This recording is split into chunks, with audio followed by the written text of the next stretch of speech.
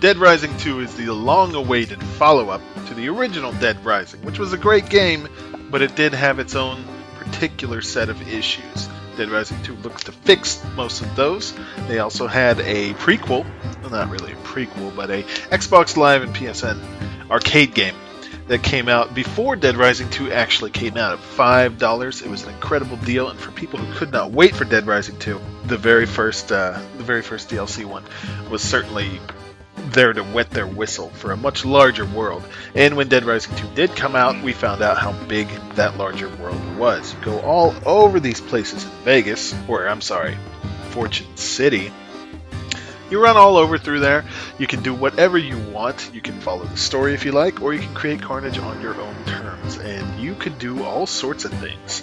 They added in a ability where you can combine weapons, which led to people carrying things around and trying to figure out exactly what mixed with what to make an even more awesome weapon. You know, I carried around a guitar for a long time till I realized, hey, combine it with an amp, and then you can have a sonic destructor. I can't even remember the name of what that is. Definitely the highlight was creating an assault bear, which was putting an assault rifle together with a gigantic bear, and then creating a electrified wheelchair, and I believe you could put those two together. There was one combination that was really awesome where you could basically ride around in a chair a la Stephen Hawking that had guns mounted onto it. It was totally awesome and definitely worth doing. Now, the story itself is probably what you would expect from Dead Rising. What's interesting is that it had a different developer than the first Dead Rising. The first Dead Rising had a very unique touch to it. However, I believe it was... I don't even want to say because I could be wrong. But a different studio took over Dead Rising 2's development, and people were worried that it wouldn't have the same flair as the first one. A lot of cheesy psychopaths that were also kind of really awesome as well. But Dead Rising 2 managed to deliver. It had an incredible tone, hilarious game, lots of fun characters to kill, lots of fun characters to enjoy and be a part of their lives, help survivors out of the mall, help them out of the entire city. And the game was just that much more polished and a much better game overall than the first.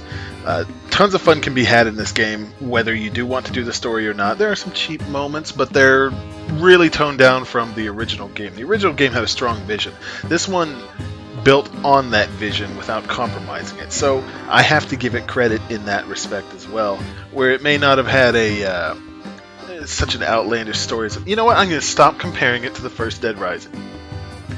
No need for that. Dead Rising 2 is fun as hell. They put out another one off the record, which is basically Dead Rising 2 with a different character and kind of a different story, but not too different.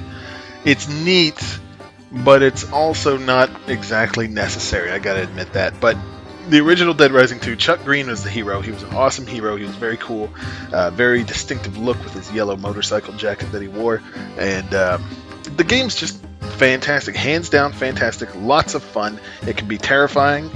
Not real scares, but it's the other people in the game that can get you. But the zombies are just a great plaything for you to do whatever you like with. So, end of the day, Dead Rising 2, big ass 2 thumbs up, because the game is great, it's worth playing, and there's a cooperative mode, which kind of nonsensically has 2 Chuck Greens in it when you do it, but you know what? I'd rather have that than none at all. So, built on the first one quite a bit, still hilarious, still fun, great one-liners, great videos, great characters. Please buy this game, it's great, and it's perfect for Halloween.